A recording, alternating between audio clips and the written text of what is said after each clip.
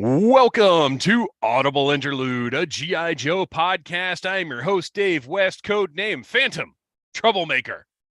And I am your co-host, Noel Wood, code name Crapshoot. And I'm your Cobra intern that likes to leave little post-its with spoilers to movies on your mailbox, code name Legion Cub. Gosh, I would absolutely have to murder you.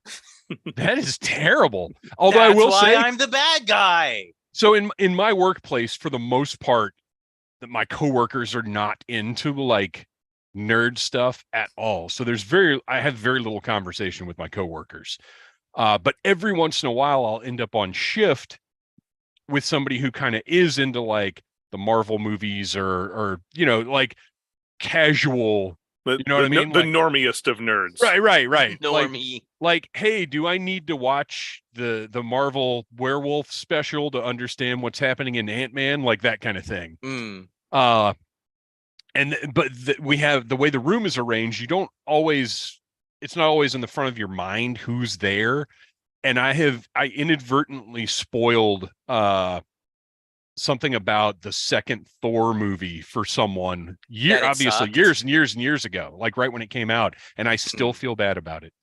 Wow. Dude, I hate that. I hate it's very it's a violation. Spoilers are a violation. But you know what's not a violation? Audible Interlude, a G.I. Joe podcast. You can find us at Audible Interlude Podcast on Instagram. That is the best place to interact with us. Send us messages, tag us and stuff. Participate in Sound Off. Every time we're doing a live show, we will post Sound Off early in the day, and that's where you can tell us what you would like to hear us. Ask us a question. Tell us what you want us to talk about. Give us wacky hypotheticals to deal with, which we've got a lot of today. And also today, we have a very special guest dropping in just a little bit later. And the only way you're going to know is if you stick around and find out. Well, or if you listen to Friday's audio version of this episode. Well, and I guess the video is archived as well, which when we first started doing the live streams, I thought I was going to have to go through some kind of like process to have the videos up, but they just go up, like they just stay there. You don't have to do anything, which is unusual for technology, that it's easier than I expected it to be. So yeah, you can Audible Interlude Podcast on Instagram, G.I. Joe Audible on Twitter. And right now we are on the road, or in the friendly skies, I suppose, to JoeFest 2023. Right now, go to that Instagram page and you can pre-order this JoeFest 2023 No Sleep Till Augusta shirt. This is exclusive to JoeFest. It will not be available in any other form. We're not reprinting it at all. This is for JoeFest this year. This design by Slickalicious. Check out Shop Slickalicious on Instagram. That's the only way you're going to get this shirt. And we also, and this is if you go to that link, which I think should be in the description for this video as well. But if you go, that is a pre-order for you to pick up your shirt at JoeFest. Tell us what size you need and we'll have it for you. And we're going to have hats available. Now, this is not the final version of the hat. I'm actually not, this was a sample. I'm actually not super happy with the way that this one turned out. So I have a different vendor printing up different hats. They're going to be all black. The logo is going to be bigger and centered a little bit better. So we're going to have hats as well. And as soon as I get in the final samples of the hats, those will go up for pre-order, but that'll be a little bit different thing because it's a hat. Fortunately, I don't have to order extra sizes or anything. Although if Ryan Cadaver wants one, I'm going to have to order like a 5XL or whatever the biggest hat they make is. Okay. You guys, special guest, shirts, hats, lots of fun stuff happening. I am coordinating as we speak with Ed, who heads up JoeFest. We've kind of gotten our communication back in the groove. We are nailing down what we're going to be doing under 2 months from now, live at JoeFest. Lots of fun things planned. As a matter of fact, over the weekend, I completed a portion of what we're going to be doing, and you guys are really going to enjoy it if you're there. All right. Schedule-wise, the audio version of this episode will be available this Friday wherever you get your podcast. Next Friday will be our regular audio episode featuring segments where we talk about toys, media of the past, or whatever. And due to a certain movie coming out, next week's theme is going to be Crusaders of the Cosmos. Little outer space themed episode for everybody. Our next live stream is going to be on May the 8th, 2 days before my birthday. And Cobra Convergence is coming up as well. Our June 19th live stream will feature none other than Hooded Cobra Commander 788 himself. Noel, you want to tell us a little bit about Convergence? Convergence has been going on for the last several years. It started off with Hooded Cobra Commander 788 and a couple of other collaborators getting together and doing a series of videos on YouTube, all that kind of had a centralized theme. Since then, it has grown and evolved. And last month, we had a full month of contributors. Same thing is happening again this month. We're going to have video contributors on YouTube, but we'll also have audio contributors doing podcasts and all sorts of stuff. And it's tons of great content that'll all be kind of guided together by one little common thread. So it'll be a lot of fun. And I'm really happy that we get to participate in it again this year. So Hooded Cobra Commander 788 is going to be our guest on June 19th. And then our July 16th live stream will be our Cobra Convergence themed episode. And we are going to have fun and handle that in the way that only Audible Interlude can. All right, I think that's everything we've got for right now. Let's check in with the chat. So we got some folks in here. Mandalorian Jedi at work. We'll see how much of the stream I can catch, if any, tonight. I feel your pain. Kevin Riddle, good evening, guys, and chat. What is up, Kevin? Craig Dukas, happy AI Monday. Happy AI Monday indeed.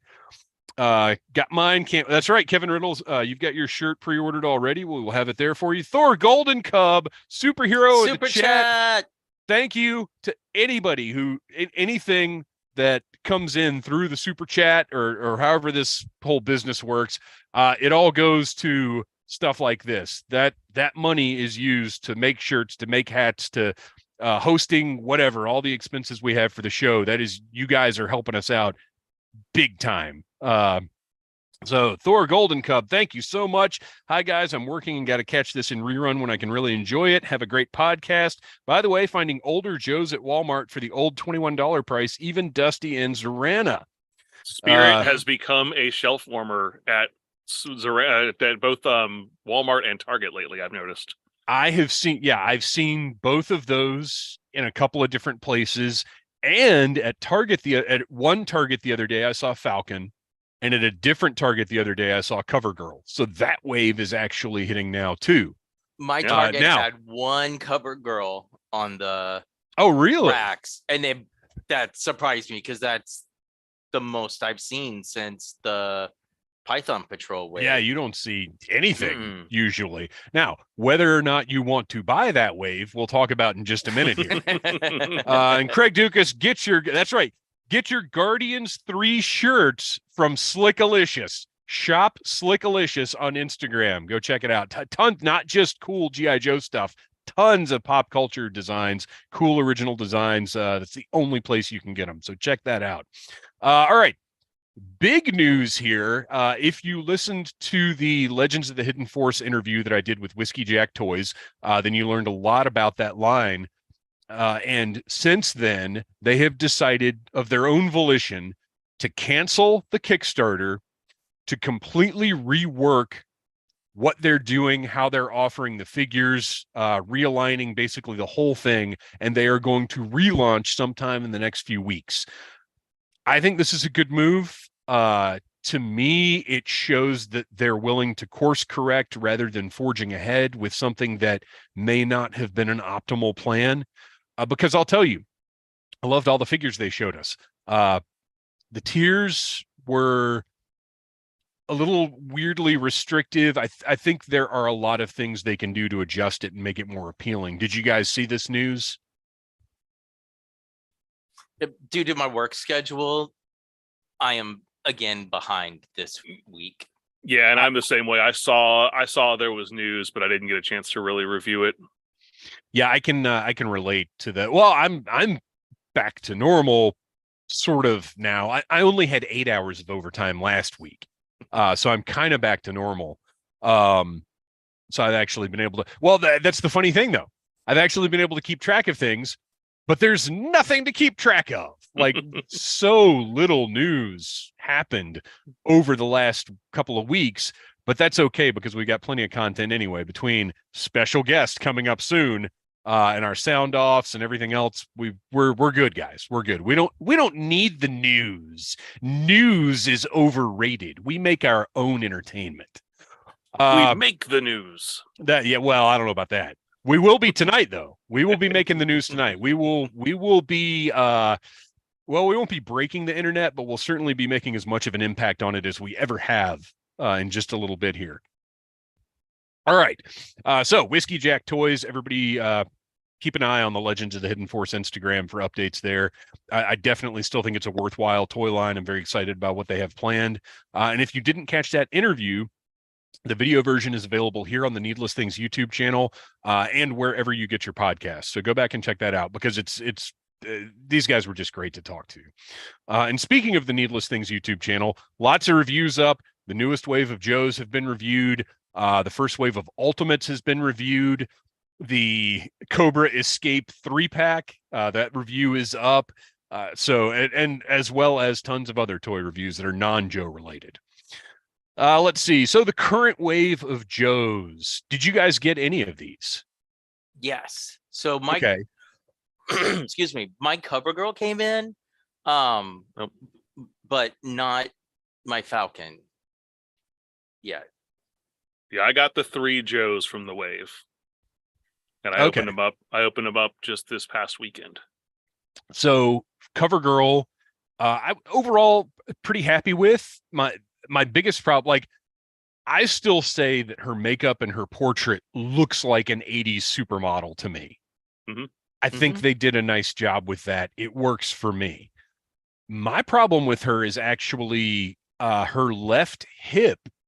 There is such a gap between where the joint is. It's the worst gap I've seen in any of the classified figures. It's very, very noticeable. And then at her neck, the base of her neck, if you push her head all the way back, there's just a giant hole right there. Yeah. It's crazy. Yeah, I've got her posed in a way that it kind of covers up any of the flaws. Yes, it's easy enough. If you push her neck forward and then move her head up, you don't see it at all. But just the fact that it's there at all is bizarre. Yeah, I was really excited. I mean, I thought of the 3, she's probably the one that I like the most. I love her accessories. She's just a very well, aside from the little mechanical flaws, she's a very well sculpted figure. And yeah, I love the portrait. I love the makeup. I do love that, that short-haired look on her too. Mm-hmm. You're pretty much in the same boat on that, Kristian. Yeah. I had seen some bad facial paint jobs on Instagram. So when I got mine, it was the first time where I felt nervous based off of how you keep saying, like, oh, with the windowless packaging. Thankfully, mine looked great. It has the same leg problem that yours does. Isn't it just weird? It's just this big gap just on the left leg. It makes me wonder, like, what is so different? Like, did they switch to a different factory? What's going on? Because it's this whole wave kind of. It's not like deteriorating plastic or exploding crotches or anything like that. Right. But it's just there's all these little teeny tiny things that the earlier figures, those problems were never there. Right. Well, and that's the thing, is that with the classified line, since its beginning, we may have had some issues with design choices or whatever, but quality and consistency have really never been an issue until now. Mm-hmm. And I got to think they've probably got people on top of it that have already course corrected. I'm certainly hoping the next wave, or at least the one after, will not have these issues. And look, these are not horrible issues, but they're problems, because Outback, I don't know if you've been looking at pictures of Outback online. his whole deco situation is vastly different from figure to figure. Oh no. The way that his eyes are painted, he looks kind of bug-eyed to me, and mine has McFarlane eyes. They're like looking off to the right. It's weird. Some of them are missing paint on the paint app is not correct on the headband. Lots of issues. And if you look at that's the other thing. If you look at these next to the older classified figures, the deco is markedly different. The way that it's applied, the just how it looks, they just have a very different look to them.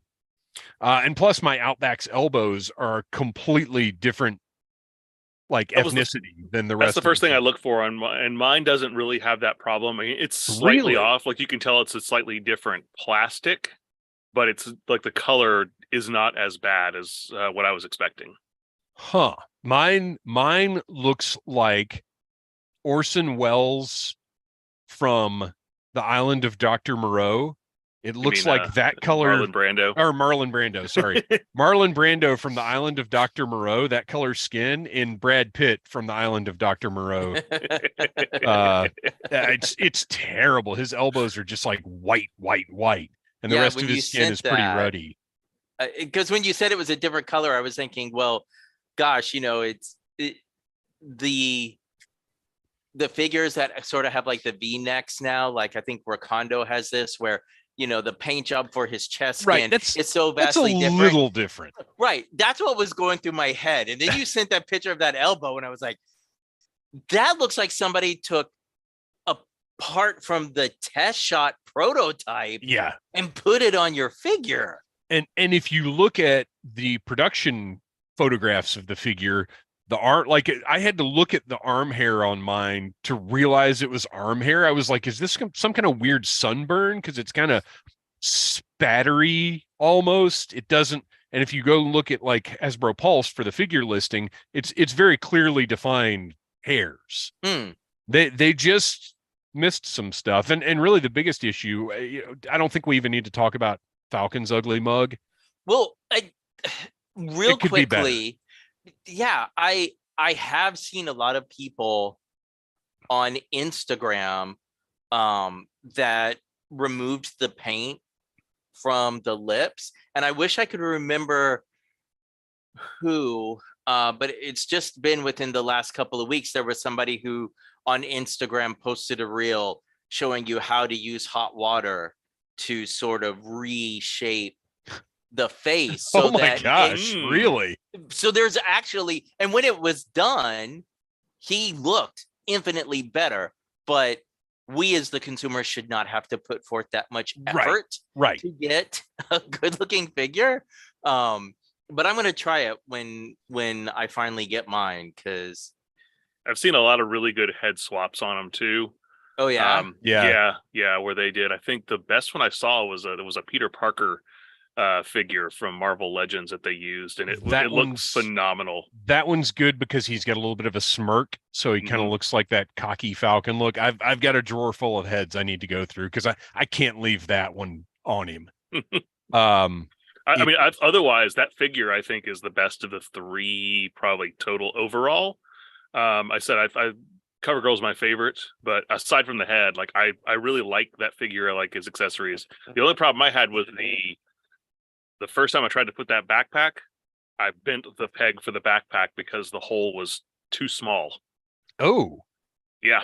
I didn't have that problem at all. My issue is his camouflage. There's just not enough contrast. He just looks muddy. It's not interesting to look at. If you go right here on the Needless Things YouTube channel and check out my review, I compared him to the original Falcon figure, who has markedly different colors of green in his camouflage. Like the second you look at him, you're like, that's two different colors.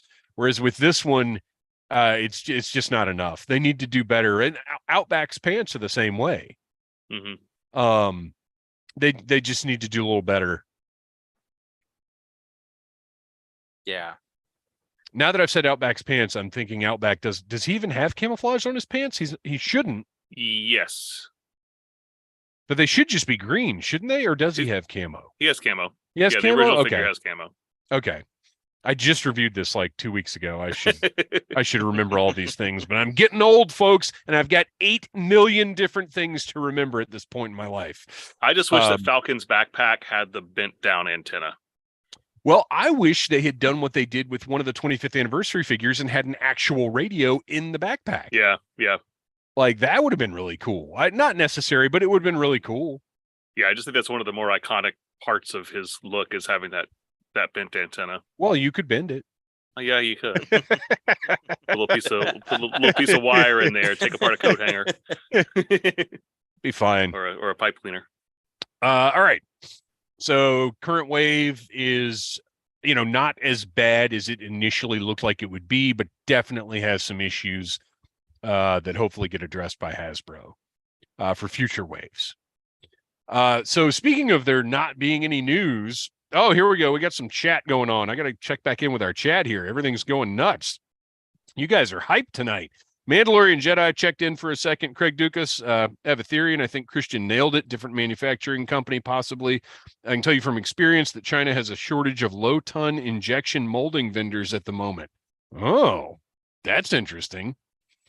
Craig Dukas, hey, Mandalorian Jedi. Will R, my Outback is terrible also. Discolored elbows, loose torso, wonky eyes. Full Force said he will be asking Lenny and Emily about these terrible QC issues in an interview this week. I'll be interested to see how that goes because they're, they, due to Hasbro mandate, I'm sure, they're not generally very forthcoming about flaws with the product. So that'll be interesting to follow up on. Kevin Riddle, I'm hoping it's just this wave. Exactly. Cornelius McGillicuddy, what is up, Cornelius? Good to see you here. I was explaining to my girlfriend that Falcon was supposed to be a young guy in his mid-20s, and when she saw Falcon, she said, yeah, he does look old. All right, settle down, pal. That is the LAFF laugh of the night. Oh. Will R, Falcon's uniform is very muddy and terrible. Yeah, muddy. That is the word. Exactly. Bat's weapons don't fit into pegs. CoverGirl's arm dislocated. New lowest bidder production factory sucks. Nice way for Hasbro to save more money. We'll see. We'll see. But I will say this, the Bat's weapon seems to vary from person to person. All my weapons are, I got 2 different Crimson Bats. All the weapons are fine. The hands, though, don't stay in the backpack, which makes no sense to me because how do the hands fit into the wrists well, but not into the backpack well, but all the weapons fit everything well? I'm a little confused by that one. All right. So we do have some news, is where I was headed. And that news came out today. And that is the fact that Mattel and Hasbro have inked a licensing pact to create co-branded toys and games. That's kind of wild. This was reported by toybook.com, which is a pretty interesting resource for toy news. It's not generally the kind of stuff we want, like release information or reveals or anything like that, but it is often contractual stuff and announcements as far as the business side of the toy industry. So in the toy industry, anything can happen, including a pact between legendary East Coast, West Coast rivals. It's an interesting way to put it. Following a behind closed doors sneak peek preview at Spielwarenmesse this year, Mattel and Hasbro have made it official. The Toy Titans entered into a multi-year licensing agreement to share some of their biggest properties to create co-branded toys and games. The first official things to come out of this are, of course, a movie Barbie-related Monopoly game, and Mattel is going to have Transformers-branded Uno and Hot Wheels. So it's not like we're straight up getting Duke and Masters of the Universe or Skeletor and G.I. Joe, but it's fun to think about things like that. And think about things like that we will, but probably in a future episode, because I believe we've got enough to keep us occupied until our special guest drops in just a few minutes here. So that just interesting news and really is like when you guys saw this, what went through your head? I didn't believe it at first. Right. It seems like an April Fool's thing. Yeah, it kind of did. But I kind of figured this once I saw what they're doing, doing Barbie Monopoly sets and stuff like that. That's a pretty basic crossover. People don't think Hasbro when they think Monopoly. Right. They, it's not like one of their flagship brands, even though Parker Brothers slash Milton Bradley were acquired a long time ago. It's not like it's Battleship that they made a movie based on. That's true. Yeah. But I mean, yeah, even though Monopoly is a global brand name unto itself, right? So it's just not something that people think, oh, look, they're crossing over into Hasbro territory. Yeah, it's really not called Hasbro's Monopoly. Yeah. Although it may soon be if this continues. And then the Transformers, Hot Wheels, like that's pretty cool. I dig that. Like it'll be nice to see Hot Wheels quality diecast.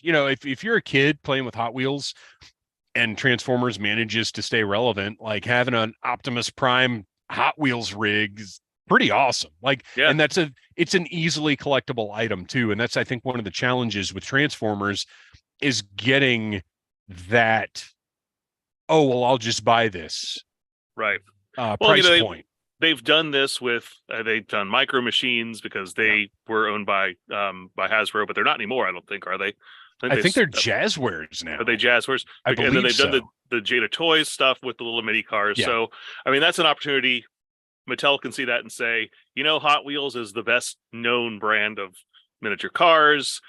We saw what happened with Lego, who's the biggest toy company in the world right now, entering into agreement with Hasbro to do the Optimus Prime recently. Right. So, I think that when you have things that are so different in nature, we're not talking like two competing action figure lines teaming up into one brand. We're talking about like two very different products that just happen to have different owners that they can share that wealth. Right. It's more of a branding thing than it is necessarily a collaborative toy line type of thing. But as I said, we'll be speculating about the possibilities of that on a future episode here. Kristian, did you said mind blown, didn't believe it at first. I didn't believe it at first. And then I thought, okay, well, there's always rumors going around, but the first chunk of this year, the rumors were so strong about Hasbro purchasing Mattel. And so that was the other thought that went into my head, was not that there was truth to those rumors, but these meetings were probably taking place. And that's what people were assuming. But I'm excited to see what comes out of it. Yeah, at the very least, there could be some cool little items to just sort of add as a side piece to your collection. Yeah. All right, Super 7 Ultimates Wave 2. It looks like Super 7 might get them first this time. I got an email update from Super 7 asking me to verify my address by April the 25th, which is tomorrow. And if historically what has happened is within a week of that date, they start shipping things out. And no word yet from Big Bad or anybody else. So hopefully Super 7 has gotten back in control of their receiving and their inventory and whatever else. And they'll be getting stuff out first. Well, I say hopefully, except for the fact that I've got the next two waves ordered from Big Bad. So now I'm going to get them after Super 7. You can't win. Well, Brian Flynn did say in one of the last interviews he did with the channel We Want More Thundercats that they were course correcting because they had made such a priority to get their figures to Entertainment Earth, Big Bad, all of those folks first. And then they were getting massive amounts of complaints from all the people who were then stuck waiting even longer. Shocking, right? Right. Who could have expected that? It's a juggling act. You got to find some way to make both happy. But he did say that they had course corrected so that hopefully they're getting their waves first, but there was a much shorter time between, when they're getting their waves and then when Big Bad and the other retailers are getting theirs. And I realize you just cannot time shipping to be perfect. No. But, let's just try everybody get them right around the same time. And I think that'll be cool. Sorry, I'm checking on a little something over here. Okay. As a side note from the Ultimates Wave 1 for G.I. Joe, I've seen a lot of like more mainstream coverage of those figures than a lot of other G.I. Joe stuff lately. just some mentions of like that being the best Cobra Commander figure ever made and all this stuff that I've been seeing shared by people that are not normally sharing toy news, and seen it in a couple of like little related articles lately. So that's interesting. It's great. Because you look at those and that's that nostalgia right there. Yeah. And for people who don't still collect G.I. Joe, but they remember watching that cartoon and they see that Snake Eyes or that Cobra Commander that looked like the way they did when they were kids, that's gonna spark something. Yeah, I have seen more of these on non-toy social media channels that I follow than I ever expected. Yeah. Well, that's nothing but a good thing. That's great. Mm-hmm. And like I said, until I knew I wanted them, I knew I was excited for them, but until I had them in hand, I did not realize just how special they would be, like how exciting it would be to have these versions of these characters. Let's check back in with our chat crew over here. Let's see. Craig Dukas, expect a Barbie and RC buddy cop film by 2025. You know what? I'm not opposed to that. No, but it's gotta be classic 80s RC design and not. I'm done with motorcycle. Oh yeah. No. RC turns into the Barbie Corvette. Yes. That's your movie. There you go. Yeah. Hasbro and Mattel, this new marriage is more like the WCW ECW invasion of WWE. And we all remember how well that went over. No, please no. Don't say that. Ritz Murphy, hey guys, what's up, Ritz? Good to see you in the chat. So let's see. We've got a few more minutes here before our special guest drops in. Let's see. How can we bide our time? Let's talk a little bit more about Super 7. So this was actually something we were going to do a couple weeks ago, and we ran out of time. That never happens. Each of us was going to book the next wave of Ultimates, including one special item, a vehicle prop or a large item, and one exclusive repaint, because we know how Super 7 loves to do the like with the Thundercats. They've done three. I think they've done 3 repaints they've done 2 Lion-O repaints. They did the Mirror Lion-O and the Frozen Lion-O. And then they did the glow in the dark Mumm-Ra. We know how Super 7 loves to do that kind of thing, and more power to them. It's a good way to get maximum usage out of that tooling and to offer something that's a cool exclusive, but is not a necessity for your collection. So let's start with Kristian, and we're probably not. Oh, you know what? We're not going to get all the way through this because our special guest has arrived, ladies and gentlemen. Let me go ahead and bring him into the room.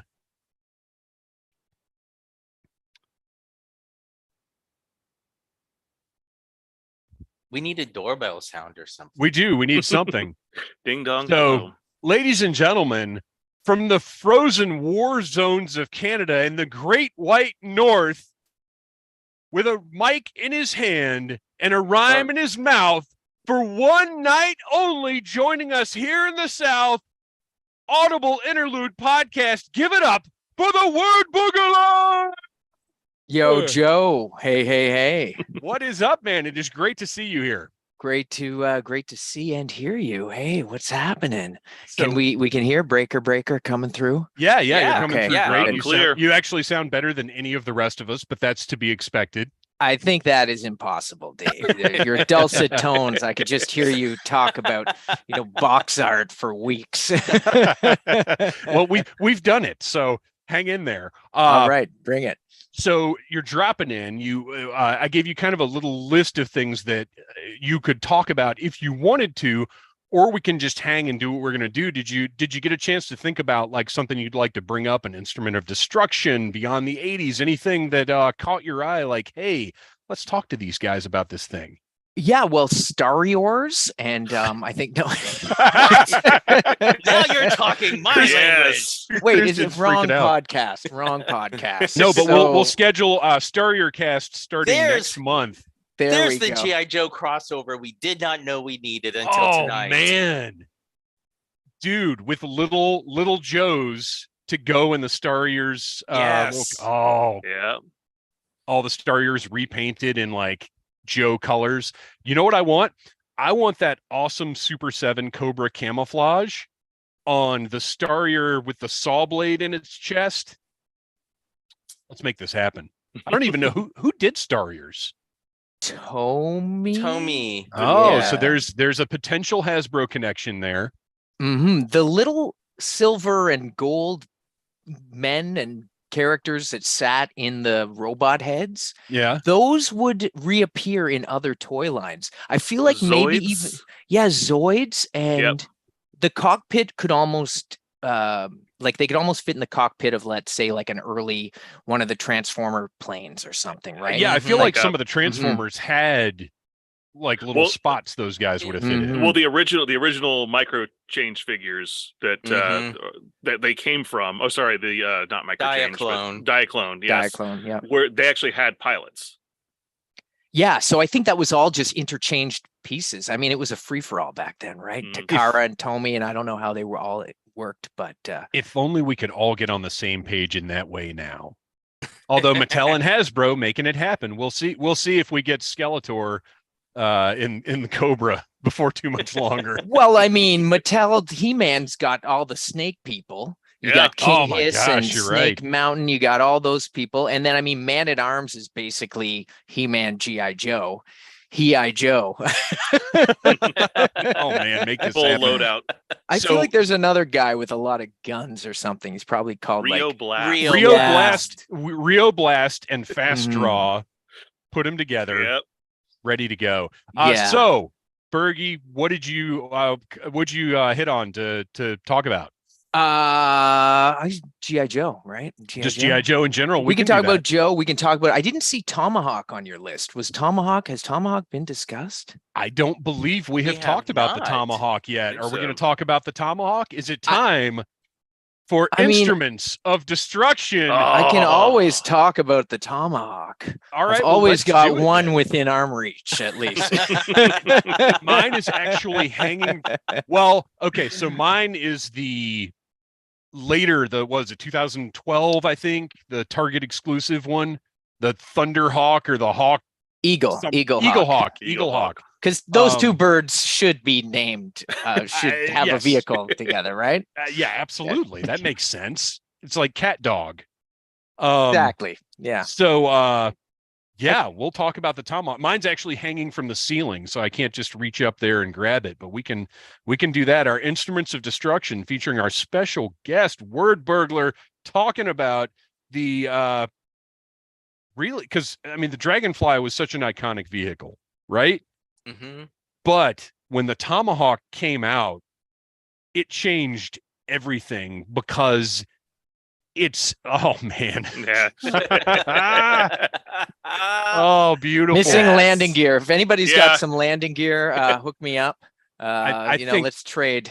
I think we can definitely make that happen. Yeah, a few missiles too. It's had a few, a few skirmishes, few altercations. Yeah.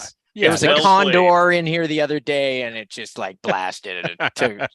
Anyways, everybody's okay. Wild Bill's just chilling in the infirmary. Right now. They always parachute out, even though it's a helicopter. They still parachute out. Yeah, it's fine. Yeah. So let's talk about this Tomahawk. This thing was originally released in 1986, and it really was a game changer. Now, did you, when you were a kid, did you have one of these? I did not. Oh, I coveted it from afar for many years, and I acquired maybe 2 or 3 used before I got this one, which is the most complete one I've ever had, and now it needs a bit of a dusting. I apologize. But, man, I mean, you can see this nonsense behind me. This would be a never-ending circuit of dusting if I stayed on top of it. So this thing was everything. It's an instrument of war. It's a troop carrier. It's a rescue vehicle. It holds tons. I mean, look at all the space in that. It's beautiful. It's got the hatch in the back. How the loading, the removable seats was like one of my favorite things because you could just roll like your armadillo in there. Yeah, it's brilliant. The design, and I mean, the Eagle Hawk reissue it's pretty good. It's great, like to get a cheaper version of it. But this original, everything you said, Dave, like being able to put so many troops in it, have the missions. You've got this, the little the winch was always a highlight of any toy it appeared on. It's just so key. Like, as a kid, like I had the Whale, which is, another epic vehicle, and being able to put as many guys as you wanted in the front there, right? And just pile them in and then splash on shore and open it up and everybody comes running out. Like these are the, the kind of toys that really lent themselves to living the adventure. And it's I just always loved helicopters too. So it's pretty sweet. Lift Ticket, not really one of my favorite pilots or one of my favorite figures in the line, not to really, not to trash anybody because they're all heroes. They're all wonderful. I never felt like he matched it. Yeah, I feel like it loses points for the vehicle driver. That would be like the only place I would take anything away from it. But even then, it's pretty iconic. But yeah, I always liked that you would see like Lifeline would usually be whenever it was like covered, Lifeline would be in there and like coming in like with the medvac and stuff. So it's I don't know, plus it looks cool. It's a beautiful camo, like the nice like brownie beige and gray. I don't know what else to say. Like, I just like this toy. Well, the bubbles underneath the translucent underneath the cockpit is such a nice touch. Like just everything about it. I can't imagine how much fun they had designing this thing and translating this helicopter design into a toy form. Like what can we make move and open and work? Like how far can we push this? It's far even the back rotor with the like rotates or this little bit of business. I'm sure there's a term for that, and if Cornelius McGillicuddy is still in the chat, he can probably tell us what that's called. I cannot see the chat, but anyone who is not aware of the Tomahawk, which if you're into G.I. Joe, you must know it. I once did say this was the best G.I. Joe vehicle in a song, and I do stand by it. I'd probably tie it with, the Whale I love. And there's so many vehicles, you had that whole list you sent me of stuff you already talked about. I mean, the Bug, I got a weird soft spot for the Bug for sure. But I've got an all new, the Bug was one that I didn't have when I was a kid. And it was actually it broke the seal for me as when I was rebuying my childhood collection. The Bug was the first thing I bought that I didn't have when I was a kid that like broke my rule. That I was like, I'm not buying anything I didn't have when I was a kid. And then I saw a Bug for the right price in person. That's the whole problem, is when you see it in person, it's so hard to walk away from when you just see some cool thing. Yeah. So with the Tomahawk, Noel, Kristian, did you guys were you guys Tomahawk kids? I got it for Christmas. It was a gift from my grandmother. It was one of the ones that, because I had it and a Dragonfly, so together they would raise up my tactical battle platform and carry it around. Loved having those two helicopters. I know I've mentioned it on here before, but when the G.I. Joe yearbook, Larry Hama was like talking about the new characters that were going to be in '86, and he mentioned Lift Ticket and Lifeline and this new helicopter, the Tomahawk, and how he compared them to like Alan Alda and Charles Bronson flying together in a helicopter all the time. So I always had Lifeline in my Tomahawk with Lift Ticket because of that statement. That's amazing. Lifeline was in there for me because Bergie, what you were saying of he's the rescue guy. He's always going to be in there to go in and get guys out of the hot spots or whatever. Like he was just standard personnel in that Tomahawk. And it's interesting though, this is kind of diverging a little bit, but we never do that here on this show. I'm thinking about Doc. My Doc figure stayed. He didn't go into the field. Like once Lifeline came out, he was my field medic. Doc was the guy that stayed in the headquarters or was on the flag or was like, he stayed wherever the Joes were like stationed. And then Lifeline's the one that went out to the field to take care of business. I never really thought about that until just now that change happened. Mm-hmm. Which is ironic because Doc's the one that came with the stretcher. Well, right. Well, and also Doc matches his gear matches the Tomahawk. Oh, look at what you just happen to have a dock sitting there. I picked up a replacement because this is my childhood dock, and he's got a broken hand. Oh, so man. I picked up a replacement at Joelana or Toylana, whichever one it was, a few weeks ago, and so I just replaced him, and he's just sitting here because I swapped him out recently. Nice, just coincidence. So Kristian, no Tomahawk from childhood. No, as much as I love, as I've mentioned many times on the podcast before, I love troop transport vehicles. As a kid, I had the Dragonfly. I loved the Dragonfly. I had a hard time wrapping my brain around the Tomahawk because the sides were completely open. So there was no protection for the troops. So even my friends who had it, it was not ever a vehicle I used. That would have been a nice upgrade. Yeah, and maybe a later release to have doors that would snap on. And it did occur to me as a kid, like, why aren't there like sliding doors on this? But at the same time, I didn't care that much because it's so awesome. Yeah. I agree. It does have guns. It does have guns that they could sit down and at least defend. Who needs doors when you have guns? I mean, really, if there's anything we can learn from G.I. Joe, I think it's that.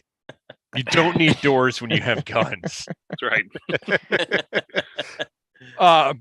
So when the Tomahawk was originally released, I'm going to guess you guys probably aren't looking at the page like I am, although I think we've recently discovered the Yojo prices are not necessarily always on point.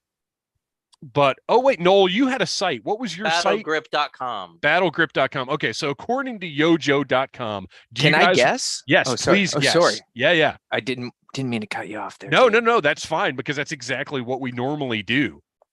I feel like this was clearly like an upper, like a mid to mid-high range Joe vehicle at the time. And I would say US retail maybe about $25 to $30.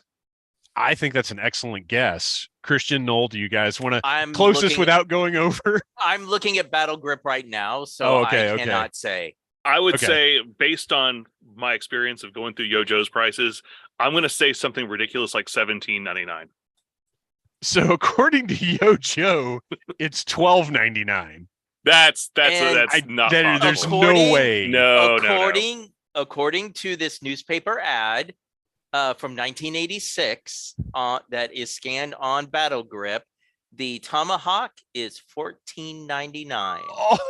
Oh my! Wow. Gosh. So that's US. So I'm gonna have to find. None of you are getting that Hawaiian vacation for the car. I'll have to find like an old Canadian catalog because I do like that is lower than I thought. So I'm curious if that would have probably put it at about like $18 to $19.99 Canadian price. So I am up north. So, but the snowcats and the polar bears were cheaper here, but they just flooded us with those. Man, you get snow job for 99 cents anywhere. You can't find Raptor, but there's plenty of icebergs up there. Exactly. Chuckles. What do we need a guy with a Hawaiian shirt for? Right. That doesn't even make sense. Skis, Blizzard. I do have a memory of going into Eaton's and seeing like all Blizzards on the rack one day. And it's like, Blizzard's great except for his helmet, but he's cool. We've had actually some Blizzard conversation where I've really got to go back and revisit Blizzard because the helmet, he's another one I didn't have when I was a kid. And I've ended up with like 3 of them now complete. Like somehow all of them have had all of their stuff. And I'm just like, the helmet's terrible, but this is just too much. There's too much figure here, which seems like a crazy thing to say. I need to sit down with Blizzard again and maybe learn a little more appreciation. Backpack's pretty sweet.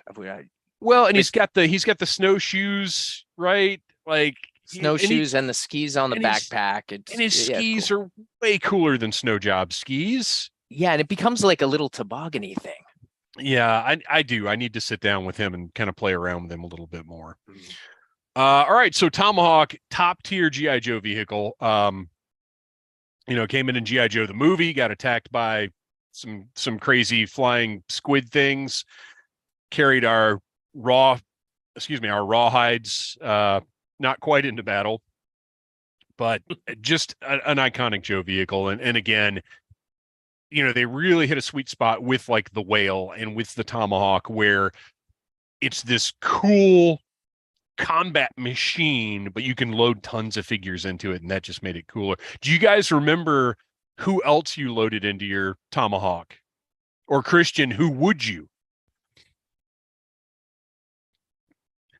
I feel like I probably would have just gone with Joe's from the era.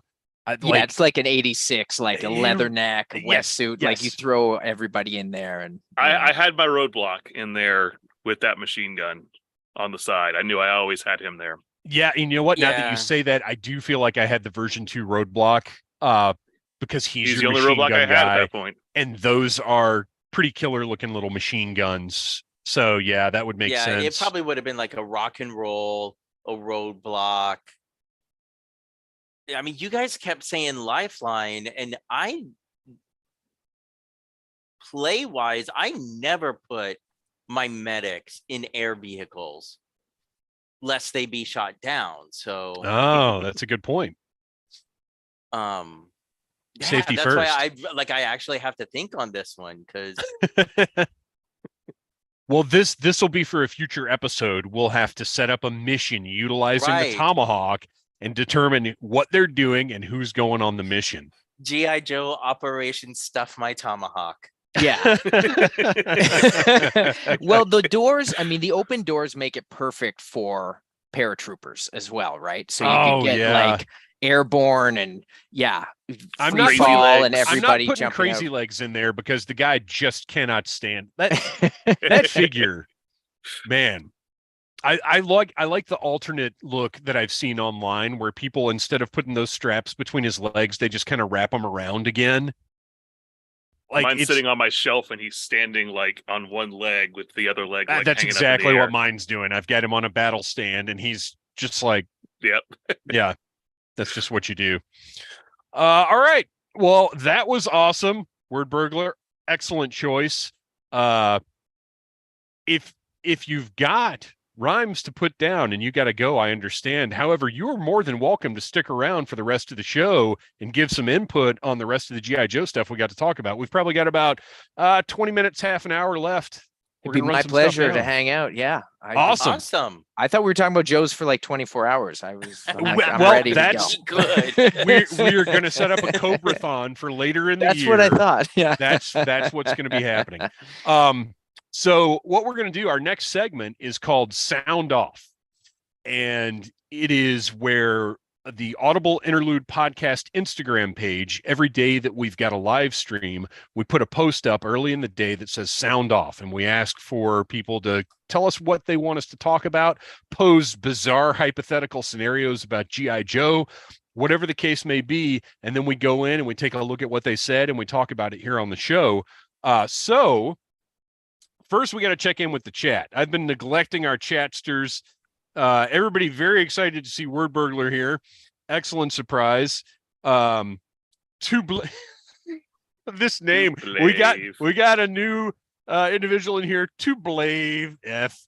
Please ask your guest what it's like writing from the perspective of Cobra. Word Burglar, what is it like writing from the perspective of Cobra? Well, I trained for it my whole life, just playing with the toys, right? Like Welcome to Cobra Island was just me playing with my toys in front of a microphone. And yeah, it's just getting in that headspace of thinking of Cobra, what I loved about Cobra as a kid and what I loved about it to this day. And you could look at all the ridiculous things. I mean, there's so much to pull from. Obviously, I lean heavy on like Larry Hama's influence and all those, his incredible run and what he did with Cobra and Cobra Commander and that angle. And I love everything, I love like the grounded in reality Joe. I love the Cobra La stuff. And I mean, it's just pure fun, but it's also when you're thinking in that headspace, and it's strange, like look, being in 2023 and looking at the state of things in the world, and sometimes, and you wonder, it's like, what in 1980 or 1981 or 82, whenever they started recruiting, because, we met them in 82, 83, but Cobra had been around a few years before, right? So trying to think of like who would have joined it, and then like getting into that headspace and what their ranks, were composed of. And right now I'm working on a sequel to Welcome to Cobra Island, and I'm digging in deeper into a lot of who would have joined Cobra, right? And like Mercer's a great example. Oh yeah. Mercer's someone, why did he join, but then why did he defect? I've always found his story very fascinating, and it hasn't really been explored. So I always had sort of in my head this idea of who I thought Mercer was. And so it's getting into that headspace, and then thinking of people we haven't seen, like behind the scenes, like who in Cobra have we never met, and yet Cobra needs to function. So, who designs their crazy costumes, for example. Nice. So things like that. So I don't know. It's just pure fun. And so I'm very much in that headspace right now of thinking maybe too much about the Cobra state of mind.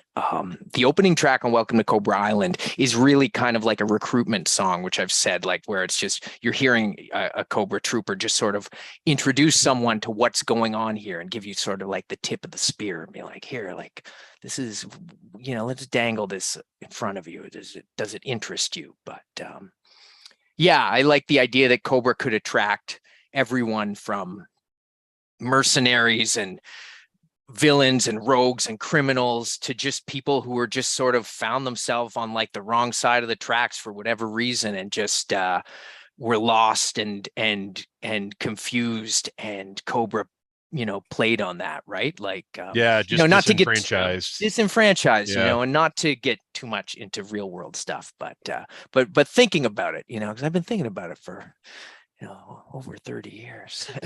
Well, that's more than that. We've talked a lot in the past, Mm-hmm. and on the old Needless Things show about how playing with a good friend of mine, Bo Brown, does puppetry and is like kind of a nexus of puppeteering in America. And we talked a lot about how playing with toys when you're a kid, you're developing storytelling skills. You don't really realize it, but you're creating backstory. You're filling things in for these characters. You're creating stories for them. You're developing the ability to how personalities react to different situations. Like, and like you said, you've literally been preparing for this since you were a little kid, because those play patterns and those things that we did when we were kids were all preparing us for that kind of creative activity. Now, not everybody necessarily went down that road, but that was the primer. Yeah. And well, you see it, especially in the Joe community, which I love, like people are customizing figures and making their own, like it's all just different ways of expressing that creativity that was inspired, that G.I. Joe somehow inspired in us from, like, yeah, whether you're illustrating or painting or creating the toys or, making songs about it. Yeah, it's great. And, always huge credit to everyone who worked on Joe in the 80s to create something that to this day we feel so passionately and strongly about, even though it's been this abandoned, forgotten, long lost cousin in the back of the toy box and the toy aisle. And, yeah. And we always say, well, Star Wars and Transformers and Ninja Turtles and Batman, everything keeps refreshing itself. And yet Joe, obviously classified's amazing and what Super 7's doing and everything, but it's still never reached that. It's never come back to what it was in the 80s, which was, the greatest toy line of all time. Well, and it's wild because it really has been consistently released for the most part. We had a little gap from 94 to 97, and then from 97 until now, we've had Joe products. What was it, 2018 was when was the 50th anniversary? What would that have been? Was that 2016? Yeah, I think it was around 16, 17. So 16 or 17, we kind of stopped getting product for a little while, but then 2020, we're right back with Classified series. So we've had a couple of 3-year gaps, But that's it. But it's never had quite the profile of all of these other toy lines, because I think it's very difficult when you don't have the pop culture situation that we had in the 80s. I think it's harder to apply Joe to the modern world. Well, it's been the same 90s. Group buying it too. Sorry. I was to say, even in the 90s with those gaps, you still had other G.I. Joe lines that were kind of filling things in that didn't take off as much, but really are real. Well, yeah, you're right. You're right. We had Extreme, and Sergeant you had Sergeant Savage. Yeah. But yeah, so I mean, consistently for 40 plus years, we've been getting G.I. Joe stuff. Yeah. But I do feel it is like the same group of people still buying them all. We've had trouble getting new, younger fans into it. We got to check back in with the chat real quick. Real American Hero is definitely a product of its time, and that's one of the things I think that keeps it from being as easily to adapt to a modern audience. Mm-hmm. Yeah, well, I mean, this like the Super 7 stuff. These guys are amazing. Oh, yes. I mean, those are we were talking about it before you came on. Until I had them in my hands, I didn't realize how much those were going to impact me and how badly I wanted those versions of the characters. They're fantastic, and I can't wait to have Doc. I'm so excited we're getting Doc, because in the early episodes, Doc was like the man. He was the problem solver. He invented the stuff. He had the quips. Like, Doc was awesome. Yeah. And now that character, that Sunbow version, is finally going to get his due. Part of me wishes they were just O-ring. They did O-ring, like this new sculpt O-rings. Yeah. I would love it. Of the Sunbow, but this is great. And he's a little bigger than the classified guys. He's a lot bigger than the classified guys. This is classified Rap Viper here. And oh my gosh, that's incredible. He's a bit, shout out Kieran McAvoy, who surprised me with that one. That's amazing. But you can see Cobra Commander is a bit taller than Rap Viper, but classified Rap Viper. That's fantastic. Real life Rap Viper's taller than Super 7 Cobra Commander. Checking in with the chat real quick. Cobra Commander. Maybe not the best, but he's good. Rachel Salinas, how ironic. I'm watching the podcast from the back of a buzzbore. Very nice reference. We appreciate that. Mandalorian Jedi dropping back in. I might be contributing algorithmic engagement comments tonight rather than anything substantial. Hey, we love it. We need those algorithms. Craig Dukas in the super chat. Thank you so much, Craig Dukas. Will R, Ripcord. Yeah, Ripcord and the Tomahawk. Absolutely. Wow, we're way behind the chat. Ripcord. Sorry, guys. We got we got a little carried away. We've got a guest here. So, all right. It is time for Sound Off. Now, Word Burglar, I apologize. You are not going to be quite as prepared for this as the rest of us were. We were following throughout the day, so we have the benefit of kind of knowing what some of these are. This is going to be a test for you, my friend, because you're going to have to come off the top of your head with some wacky stuff that's been presented. Is it Star Wars? It is all Star Wars related, oddly enough. So this is Sound Off, where the fans of the show tell us what to talk about from Sergeant Action. It's a Joe and Transformers crossover. The top brass has hit the go button on Project Combo. 5 Joes are picked to transfer their minds to combiner robot bodies. Who do you pick, and what is their combiner form called? I'm going to kick this one off because my answer is going to be the least interesting. Anybody who's been following this show for any amount of time might have a decent guess as to what I'm going to choose here. So here goes. My combiner would be mainframe is Wheeljack, dial tone is Blaster, wetsuit is Sea Spray, Leatherneck is Warpath, Lieutenant Claymore is Ultra Magnus, and they would be in a Special Missions Brazil colored combiner called Selva Cruzado.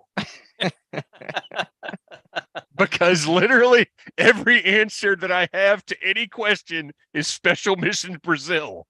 Everything, every time.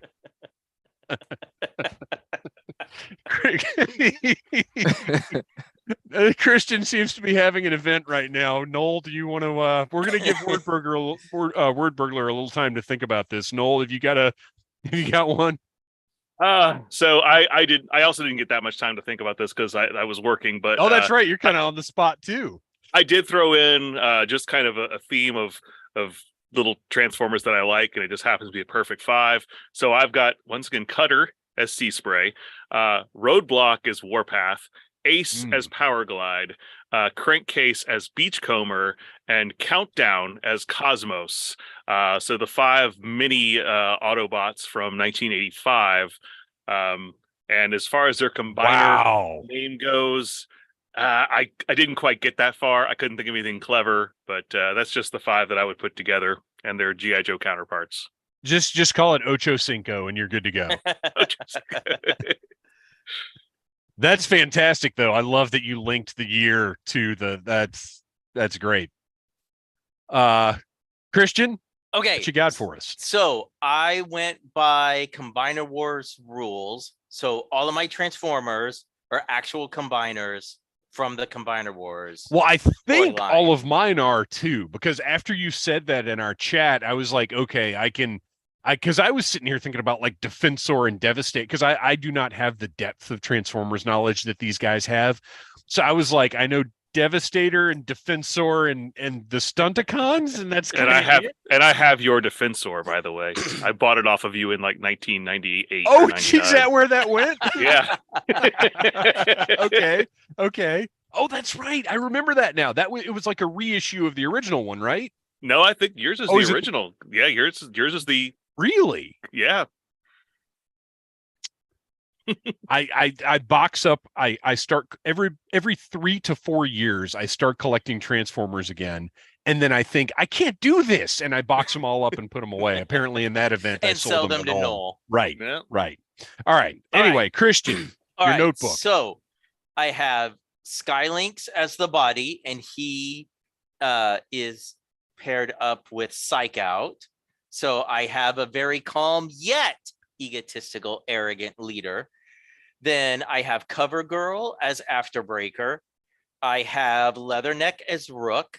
I have Sci-Fi as Trailbreaker, and then Maverick as Skydive. And I like Maverick as Skydive. That's good. I wouldn't even have thought of Maverick because you know how I feel about those guys.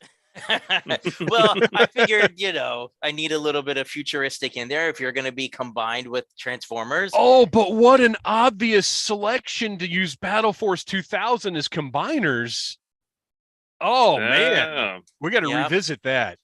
So, it's disappointing, though, is when you get your Battle Force 2000 vehicles and figure out they're not combiners. Right. Yeah, not so much. But that's a concept, though. And their combiner name, excuse me, is Kronos, as a throwback to Machine Robo. Because their anime is called Revenge of Kronos. Okay. Man, you deep nice. Dived into that. Yeah, look, this one got me very excited. This guy's got deeper cuts than Storm Shadow. I was trying to figure out how can I name this after the GoBots armor pieces, and armor number 5 just wasn't cool enough sounding, so Kronos it was. I forgot all about those things until you said that just now. That what was it? Power armor? Did it have a name? Is that what it was? Power armor? Yep. Wow. And I remember it blew my mind. Combined. Well, it was crazy as a kid that there was a like these are little robots, but there was a universal enough design that you could put on different ones. That's crazy. That'll be the GoBot cast coming in 2024. Yep, digging into the obscure. That's Bergie, my job. Have you had a little bit of time to consider this? I've been trying. I'm just, first of all, amazed at all your choices and selections. So I'm going to need some of your help. So the only thing I'm thinking of a theme, and what is it like what's a combiner that we've never seen? And we've never seen like a sports themed combiner. So I thought, what if we take the sports themed Joes and pair them with some their Transformer counterparts and put them together. So that's what I'm having trouble. Like I'm thinking like, who's a good football Transformer? Because we have a few football Joes. You got Gridiron or maybe Bazooka paired with, is there anyone who's like a football? Yeah, who would be like who's big, a football Transformer? Big rough and tumble. Like Ironhide? I don't know. Yes. All I can think of is that episode Triple Takeover, and all I could think of was that Blitzwing had a big football theme to his. I think he took over a football field. Perfect. In that Blitz. episode. He's got Blitz in his name. So Blitzwing and Captain Gridiron, Cobra and Decepticon and Joe's. Who cares? It's fine. It's fine. Okay. So that's two. Then you've got Hardball. So you got a baseball guy. So we need one of, some of the Transformers, they look like they're wearing baseball caps. I don't know if anybody stands out to you, in their robot head, it kind of looks like a baseball hat. Or is there a baseball playing Transformer that we can think of? Or do we just go with a terrible, terrible pun and make it Rat Bat? Just because Bat is in the name. Perfect. Hardball Rat Bat. And we've got you got Big Lob for basketball. So who's playing basketball? Anybody with a net? Anyone with surely didn't Jazz play basketball in an episode? I feel like my Optimus Prime comes with a basketball. The Ultimate Optimus does come with a basketball. Yeah. Okay, Optimus and Big Lob. And Big Lob. Because why wouldn't that be the connection? And then you got Backstop, which is a goalie. That's a goaltender reference. Yeah. So you got the hockey thing. You know what? Here's what we're going to do. We're going to go outside of the box here, and we're going to have a Zamboni Transformer. Yes. Which, how is there not one? They've made toasters. They've made raccoon alarm clocks. How is there not a Zamboni Transformer? I love it. That's it. I was thinking cup. It was like the clue because like the Stanley Cup was like the yeah. For all you hockey so if Joes. If Hasbro is not going to give us the tooling budget to create a Zamboni Transformer, that, by the way, they're going to be able to repaint 1,000 times for every NHL team out there. So just do that. Apparently, I mean, unfortunately, never made as a toy, but the NHL New York Rangers have a Zamboni transforming robot mascot. Really? And the artwork looks like the style from the old Transformers animated show, and I think I'm in love. We learned something new tonight. That's what we do. I had no idea. That's brilliant. Dave, great minds think alike. A Zamboni Transformer. What's his name? Does he have a name? Behance? Behance. I was thinking it'd be like Zambonicus. Right? Well, it's New York. Well, yeah.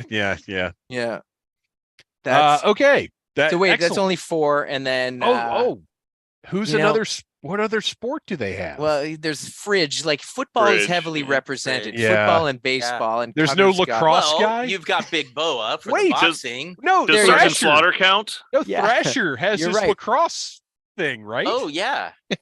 So Thrasher with his lacrosse stick, and all he needs is something that looks like the Thunder Machine, which doesn't really represent lacrosse at all. Maybe he's one of like the maybe one of the Combaticons he could ride. Yeah. I feel like a Dreadnought or Cobra would go good in that. Yeah. And then I don't know, for their combiner name, like I don't know. All-Star. I don't know, what's something sporty? Wow, I think look All-Star at the people covers you're everything. talking to. Well, right, yeah. Well, they're certainly am not they're qualified. interlocking together. They combine, so it could be maybe intermuralists or something. Intramuralicon. Intermagnus. Intermagnus. I think that's Metallica did a really good job with that song. Wow, sorry, ago. I did not prep for this exam, guys. No, well, that's all right. You're doing very, very well. We love it when you can throw more than one syllable into a word on our podcast. So, and for any future special guests, I hope you're all taking notes that we're going to abuse you horribly when you come on the show. All right. Podcast from the Pit. Everybody check out Podcast from the Pit. Our pal Casey is very cool. What comic book company do you want to see take over the brand, and what would you like them to do with it? Have a great show, guys. Catch it tomorrow at work. Okay, so I think it's all but confirmed that Skybound is getting the Joe comic thing going. And to be honest, I can't say I have a preference for comic book company because it's really more about the creators that they put on it than it is about who's publishing the book. Skybound is a very interesting choice to me. I know Robert Kirkman is a huge G.I. Joe fan. We've talked about it before, that they actually released Tiger Force variants of the Walking Dead figures. So, I mean, I feel like company-wise, it probably is in the best hands it could be in. What would you like them to do with it is tough. I don't know that I can honestly answer that question because I don't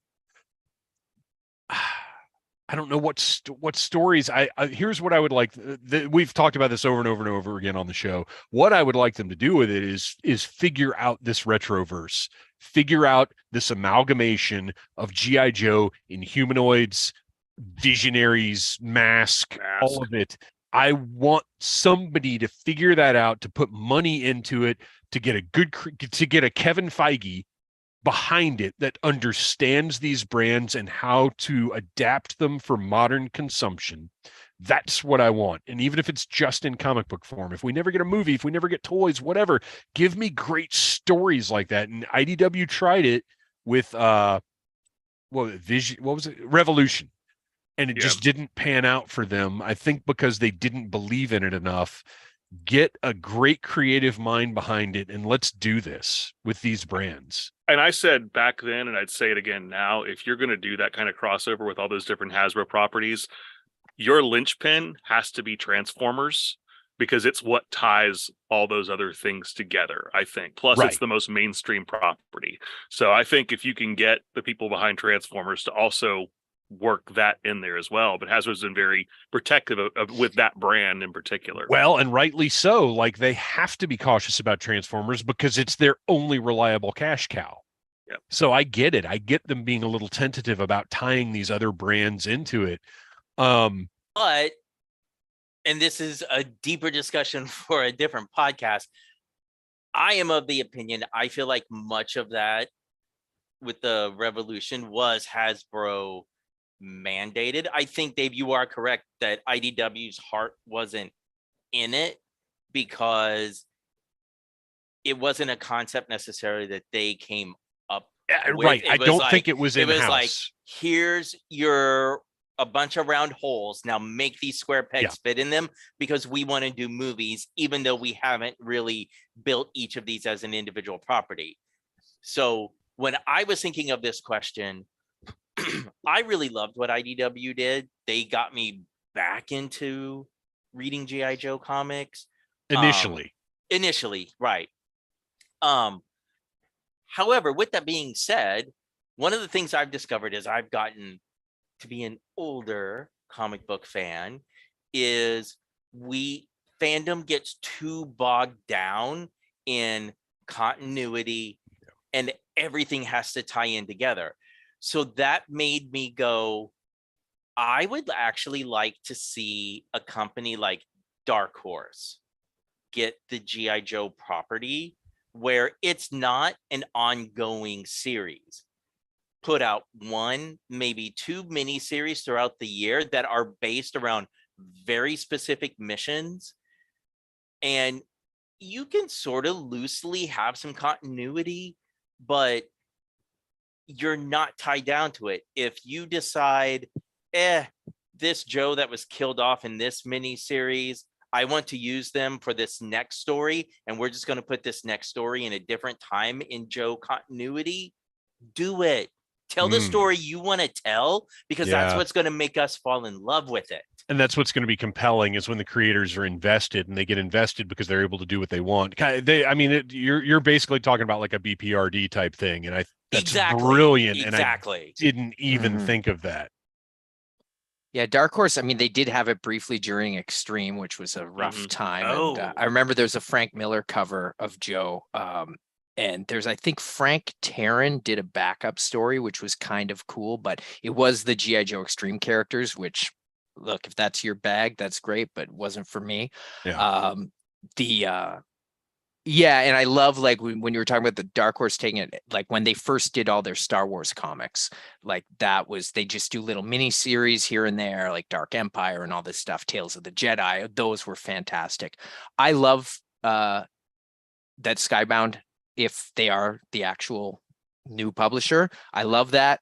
Kirkman clearly, like from reading everything he's done since like Battle Pope and Invincible and everything, there would be touches of things in there where it's like, oh, this is like a little nod to G.I. Joe. There's like a Cobra-esque type team of villains in Invincible that would pop up. One of the main guys in the later part of Walking Dead is named Mercer.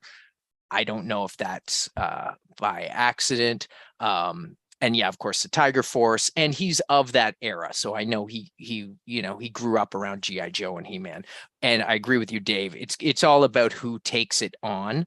Having read everything that IDW put out for G.I. Joe and most of Transformers, I have to say the way the Transformers books were handled in the long run, Larry Hama aside, Larry Hama, we're not talking about Larry Hama stuff, but the new stuff they did, the Transformers IDW stuff, is just head and shoulders above what I think was done with G.I. Joe, other than the Cobra series as well. The Cobra original series, Mike Costa and Christos Gage. Some of the best Joe comics ever written. Yeah, those are like the best. And I've got the Transformers, I got the Joe stuff here. The way the Transformers, what I found reading them month to month or whenever they were coming out, the Transformer stuff just felt like it was written by people who cared a lot more and had a vast, like a deeper investment into the overall landscape of this Transformers universe it was creating. And maybe that's because it's been around longer. The Joe stuff was just, a lot of it felt like someone was just taking a job and just writing a story. Oh, this is this guy. This is, and then it's like characters were doing things you would, if you're going to make new characters, great, that's good. But then there'd be stuff that was happening. It's like, this makes no sense. And you could just, I mean, and unfortunately, trying not to bring in the long time, we do have long time associations with these characters. If you read a comic with Luke Skywalker and Luke Skywalker acts in a way that you're like, Luke is, this doesn't feel like Luke Skywalker. It's the same as if I read a comic and I read like Beachhead and Mainframe, and it's like, Beachhead wouldn't do this. This wouldn't do that. Flint would not say whatev. Right. A pot, which is in a comic, not by IDW, but I remember reading Flint saying whatev.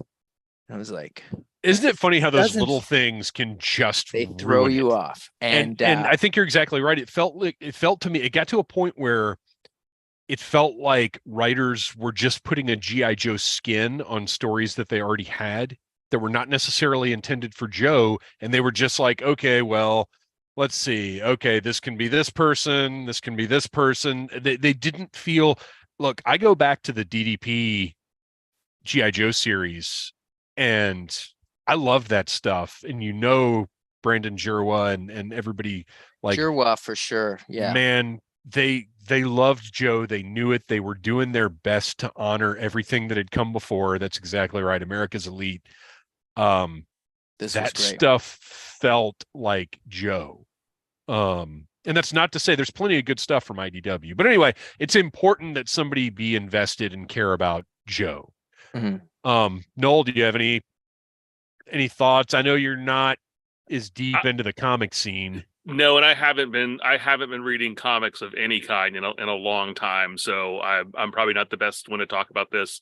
Or maybe you would be, because you're the guy that we need to try to sell comics to.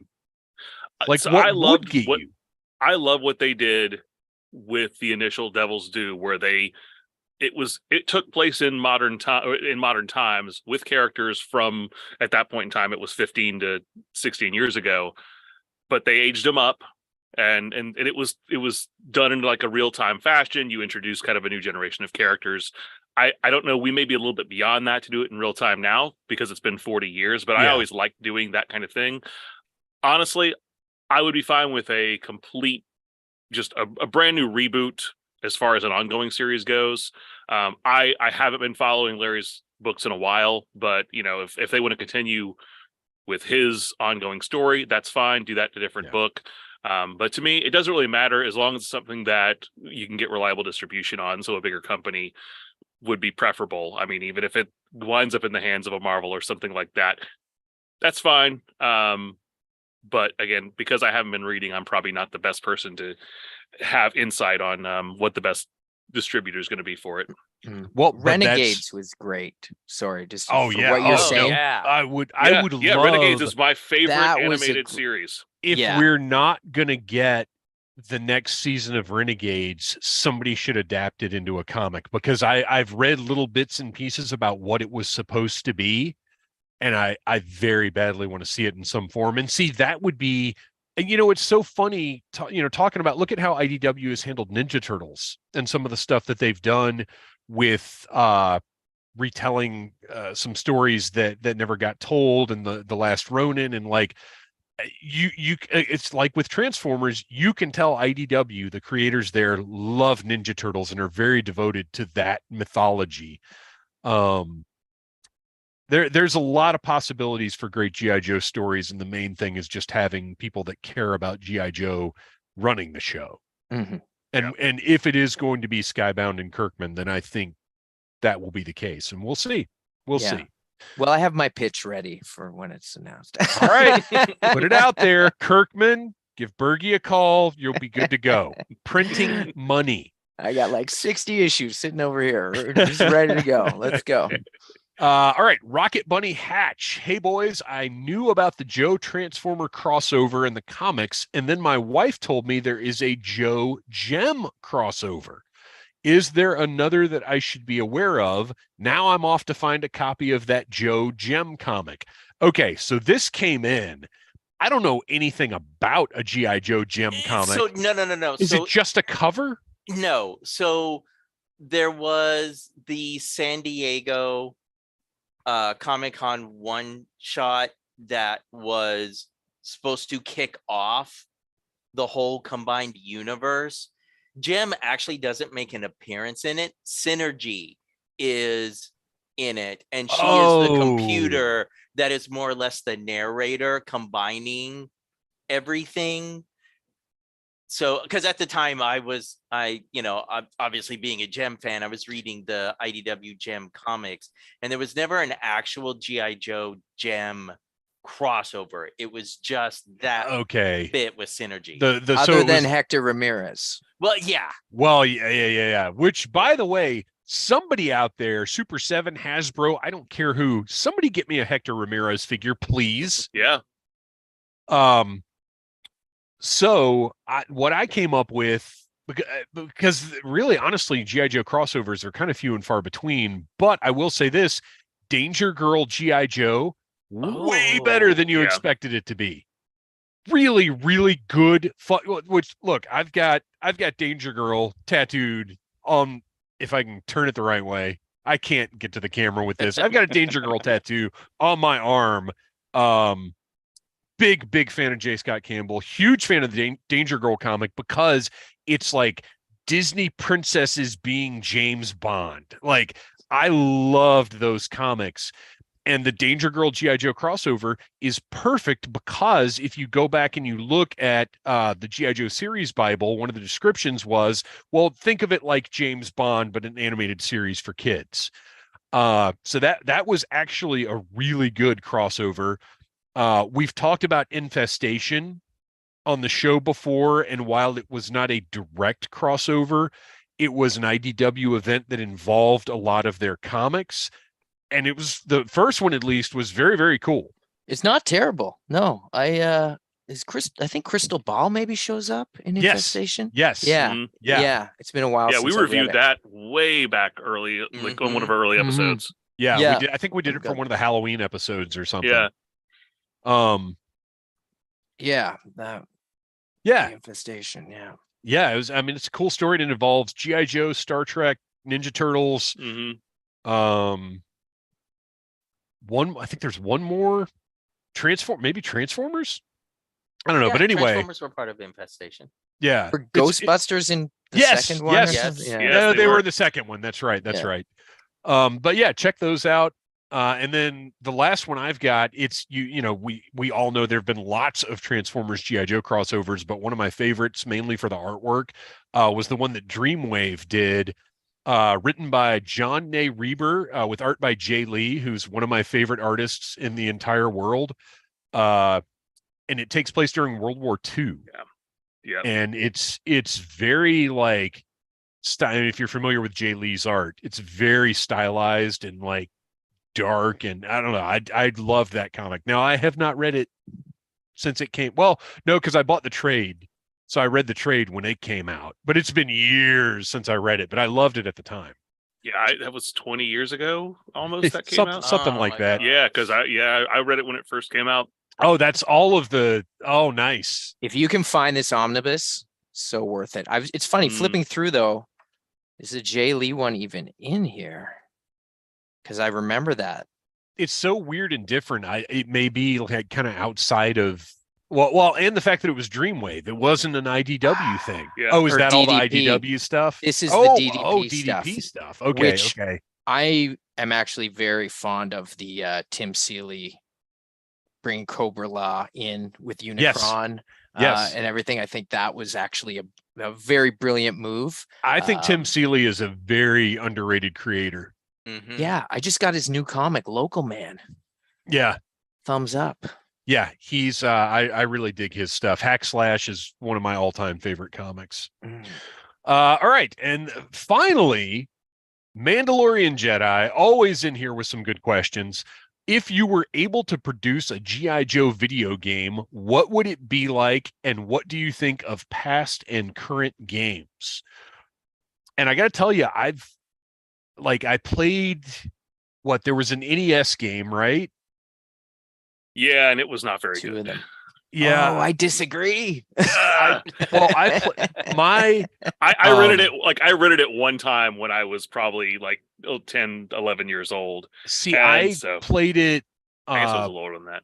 One of my first jobs in 1994, I worked at a place called Video Game Exchange that got bought by Funkoland, which got bought by Electronics Boutique, which got bought by GameStop.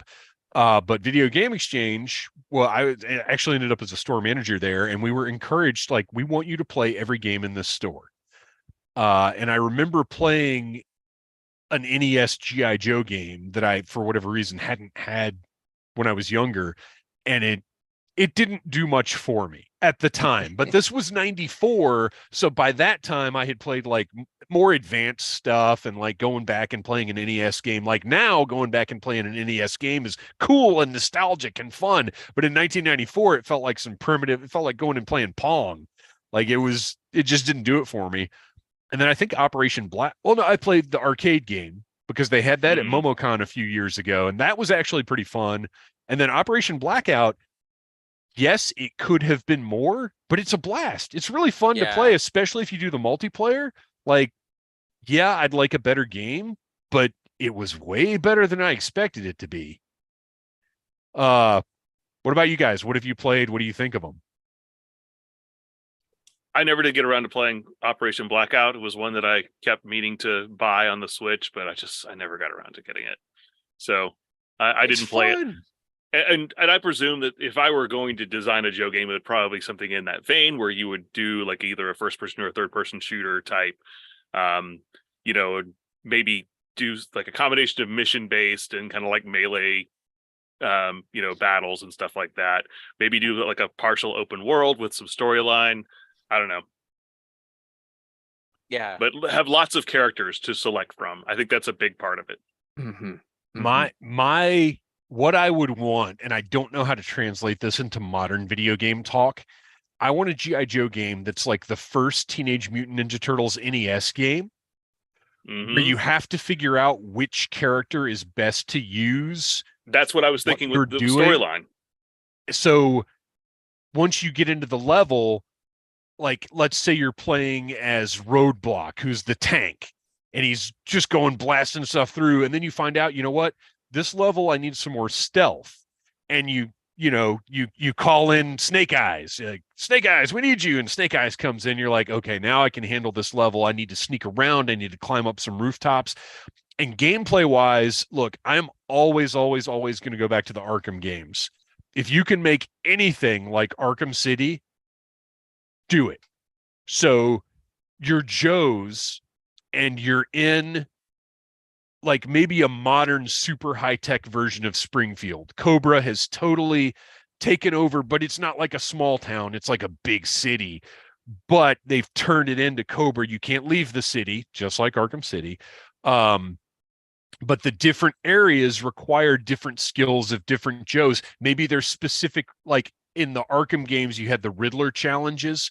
Well, maybe in this one you have to rescue people. So those are missions where you need to use like Doc or Lifeline, because you're going to have to get in, and there are people who've been injured or taken hostage by Cobra, and you've got to, apply some kind of medical rescue, whatever, or maybe Stretcher with his little sled deal that he had, whatever the case.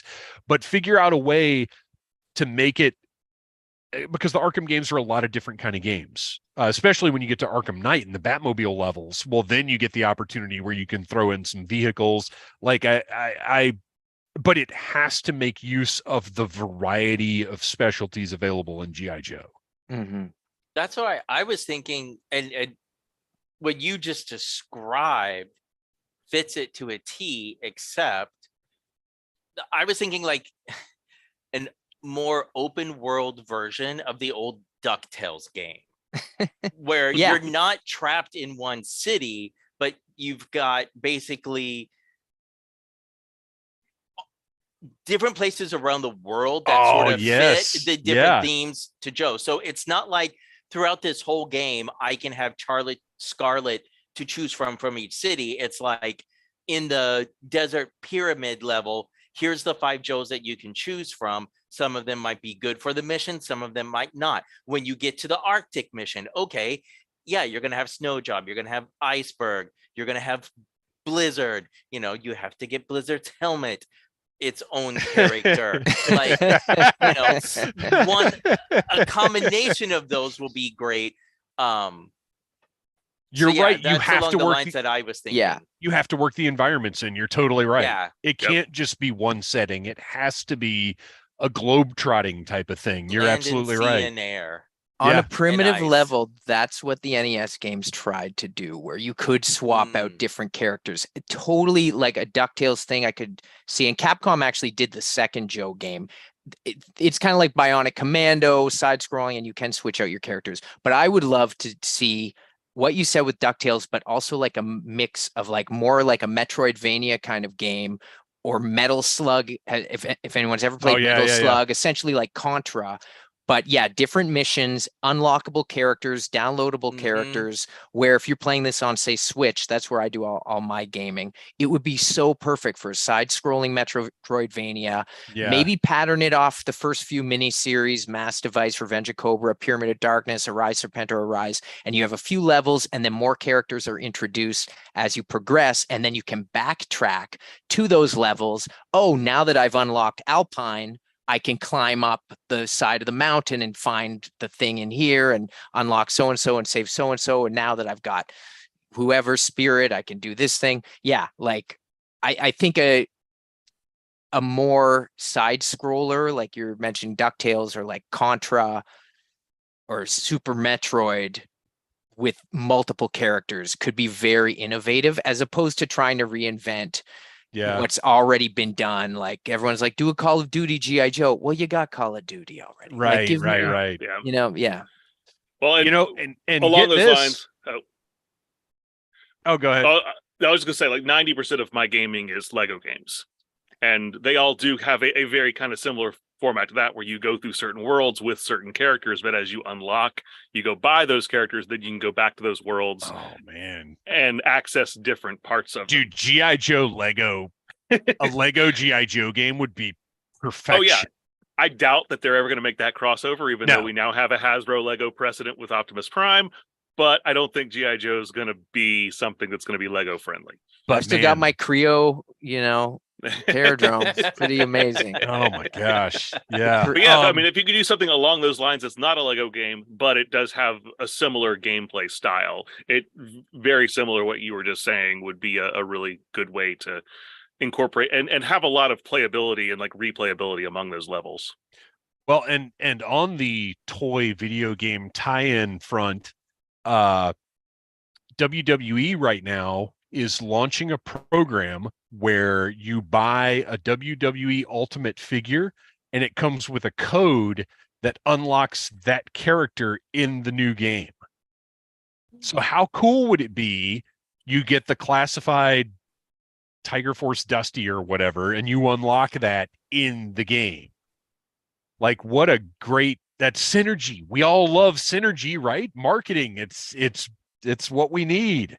Oh, I thought you were talking about gems still. Right. But yes. I mean, so synergy gives you the missions powers in GI the Joe. Game. Yes. Yo, bring in those Bumblebee singers from Gem too. They were crazy. Yes. What were they called? The Killer Bees? I don't know. Is that too random? Sorry. That is no, not at all. There's no such thing as too random on this show. We opened things up with Starriers and we closed with the Bumblebee singers on Gem. I think there's no better place to wrap this thing up. Word Burglar, you have been absolutely fantastic as our special guest. Before we go, tell us, we know you're up to a follow-up to Welcome to Cobra Island, but what else are you doing? Where can we find you? Where can we find your stuff?